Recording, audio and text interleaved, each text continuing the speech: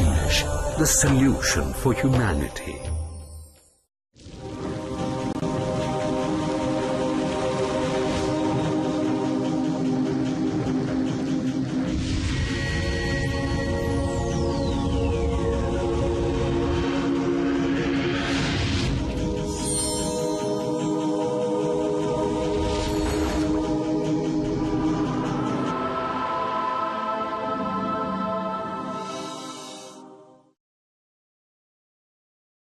Assalamu alaikum viewers, my name is Abdul Karim. My born name was Kenneth Edward Hassel. I was born in England. I had wonderful parents. I have 3 elder brothers. I've just come back from England and I was with my family. It's an interesting experience being a Muslim in a non-Muslim environment. It makes you a stronger Muslim, and it makes you realize the gift that you've been given. I studied in Europe, and I spent a number of years working in London. I began searching for truth, al-haq in Arabic, and I traveled across many countries, getting involved in a number of different organizations with a religious background, and getting very involved in some of them, and looking and finding, searching, as everyone is doing in this life. And eventually I arrived in Dubai, and I embraced Islam in Sharia court, and my life changed slowly but surely. My motivation regarding Islam was not so much the Muslims, but the advice from the reverts like myself, who are much more knowledgeable and advanced in understanding of the religion.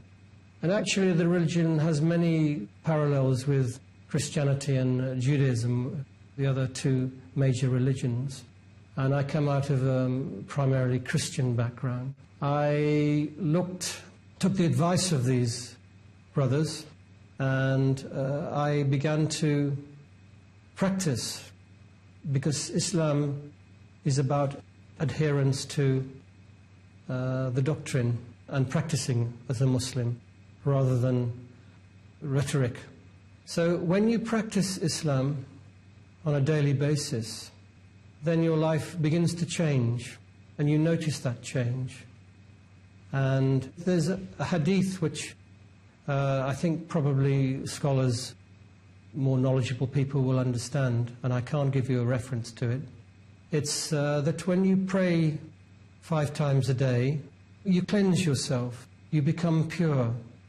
And I would strongly adhere to that hadith, which came from our Prophet Muhammad sallallahu alaihi wasallam. The one thing that I noticed about Muslims, and the Muslims that I knew, were in this part of the world, which is Dubai, because I live in the Emirates, and they practiced daily. And this seemed very significant to me, because the environment that I was brought up in the Christian environment, the faith was adhered to on certain times of the week, and in certain times of the year. And people could not answer the questions that I was seeking at the time. And around me, I would see people committing sins, and that seemed incoherent with the religion, any religion. Sins and life, they're not compatible. So the Muslims here were a better example of their practicing their faith. Actually, when I first embraced Islam, a colleague of mine said to me that I should not look at the Muslims as a guide to Islam. I don't necessarily agree with that, because there are some very, very loyal brothers and sisters in Islam around me. So I practiced. That's very, very important for any revert in any religion is to practice the religion. And it's fundamental to the religion of Islam. Yes, I found when I used to go back to visit my family in England, I had many discussions with them, and there's a huge amount of ignorance to the religion of Islam. This is the fundamental problem in the West. So my task was to enlighten people, my family in particular, about the religion that I had embraced. And I went about this in a serious manner. I've just returned from England, and I have noticed that the ignorance has increased, and it's been fanned by very misguided propaganda machine that's operating. So, as a Muslim, a new Muslim, a revert, whatever you want to call us, I try to be a good example of the religion. Changes that I experienced was slow. The change comes slowly. It's not one day you're like this and then the next day you're like reborn. It's not like that at all. It's adherence, it's understanding, it's you make many mistakes. Allah subhanahu wa ta'ala, God as He's known in the West, He's all forgiving and all merciful. People should not forget this, and your mistakes are forgiven. I'm trying to be a good example of Islam to my family and the people I meet wherever I go. As a revert, it's a responsibility. You're a kind of advertisement for Islam. So whatever you do, whatever you say, is important. It's not to be taken lightly. This is the path of the path of truth, and it's a blessing to be on this path. And people should consider it very, very carefully. My family and friends in England are more interested now than ever in Islam. The events that have happened over the past decade have only increased people's awareness and interest in Islam. And I consider myself to be in a very important position, having come out of a society that has lost their way in life. And some of my interests at the moment are the secularism in the society, and the foundations of this. My understanding is that it's in the Middle Ages, and it's to do with business and commerce. And there are issues in religion, in particular in the Christian religion, regarding such issues as alcohol and interest. But if one looks into Christianity, you will find so many similarities between the three great religions. Because I have a family in Europe and I visit them as often as I can, I have taken upon myself to try to enlighten myself about the Christian faith more. Because when I'm with my family, I am representing Islam. And there are so many similarities between the three great religions that I found actually quite remarkable. On issues such as alcohol, interest on money, and something which I've just been involved with, which is a funeral of a family member. So if you look carefully into Christianity, you will see many clues to Islam as being the natural progression of the great religions, and one that you should really take very seriously.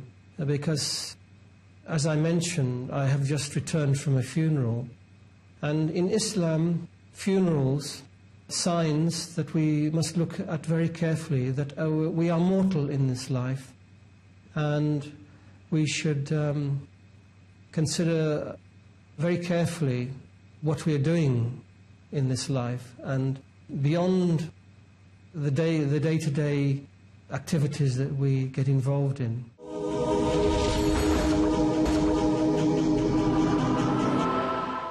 I was inspired recently because I met a brother, Dr. Zakir Naik. He came to Dubai, and he inspired me tremendously because he lives, breathes Islam, and he's giving dawah every moment of his conscious life. And I thought this was a good example to follow. So I embarked upon a dawah sort of process as much as I could. And then I've just come, as I mentioned, I've come back from England recently. So everything you do in your life on a daily basis should be with that in mind, that you are this advertisement for the final religion in life, and you can influence people because Allah subhanahu wa ta'ala is on your side. He's guiding you. So I'm trying to practice my dawah as Dr. Naik. A message to Muslim brothers and sisters: practice daily. One of the 5 pillars of Islam. The second pillar of Islam is prayer. And my focus in my life is prayer 5 times a day, in the masjid, with the brothers. This is so important. Then you will feel the benefits, as I am feeling the benefits. And your life will change, and you will begin to achieve real achievement.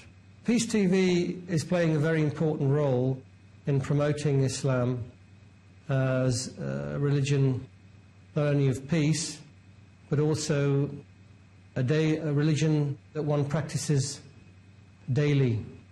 I come out of an advertising and media background, and I see, read, hear the media on a daily basis, not only here in the Middle East, but also in the West through internet.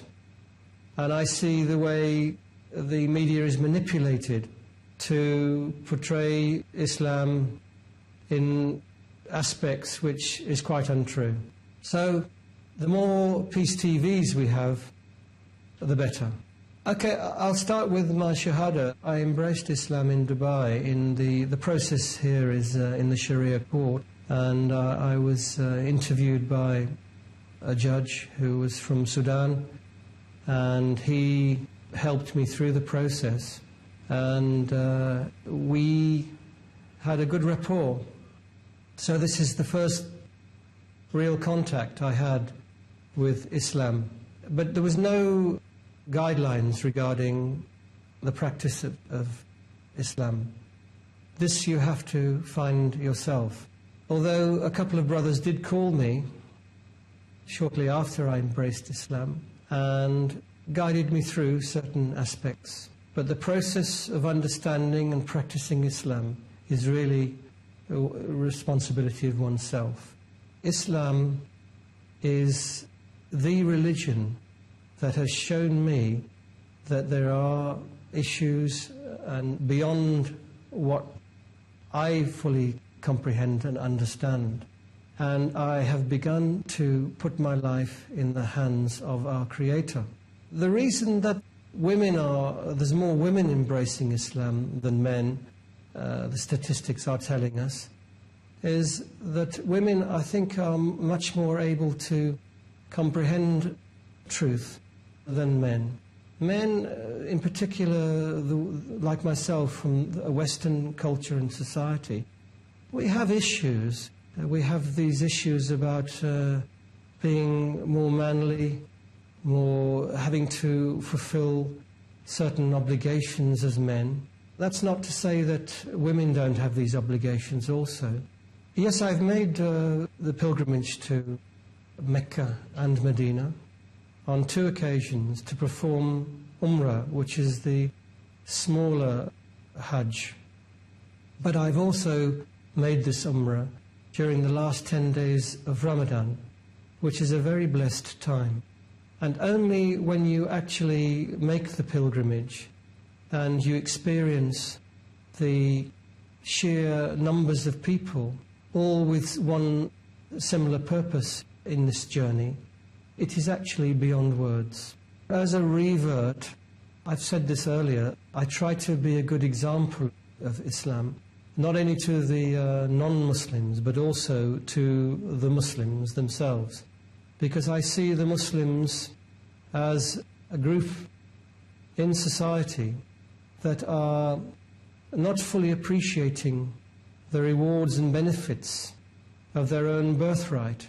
So I try to be a good example. And I notice that born Muslims see me as something quite special. And so the onus upon me seems even greater. And I have experienced many times in Salat, which is the prayer time, the Muslims treating me as something rather special. And I say to them that we should all be working towards the same. I believe women are actually more intuitive when it comes to understanding fundamentals about this life. And their hearts are more open. And the men have many issues, in particular men from the West that are brought up with a certain image that they have to project in society. And recently I went back to my society and I noticed this very much. But it's changing. There's more interest in Islam and people are beginning to stop picking on me and trying to find fault in Islam, which is from propaganda in their minds. And they're seriously asking me very important questions about why I have embraced a religion that to them is a religion of terrorism and misguidance. My life as a Muslim in the land of my birth has changed without doubt. I've recently returned from UK and I was with my family, and there's a tremendous amount of interest now in me as a son and the religion that I have embraced, and in particular the women asking me questions about the freedom of women in Islam. And my wife was with me, and she was able to portray to them in not only words but also in actions that women are actually freer in Islam than the concept that they have women. Now, as you know, in Islam, for women to be in hijab, and there's a tremendous amount of misunderstanding concerning this. And during my childhood, I recall seeing nuns and people of the cloth, as they're known, and no one ever questioned their appearance. Again, I will remind viewers that the propaganda machine is working 24 hours a day to promote Islam as something that is alien to the Western culture, to create this divide amongst the two religions. So, as a revert, it's very important that I spend as much time as possible in my culture, with my family, with my friends in the West, to try to show to them that Islam has a different side, and a side that they should try to understand more. Thank you very much Assalamu alaikum, jazakallah khair, ma salam.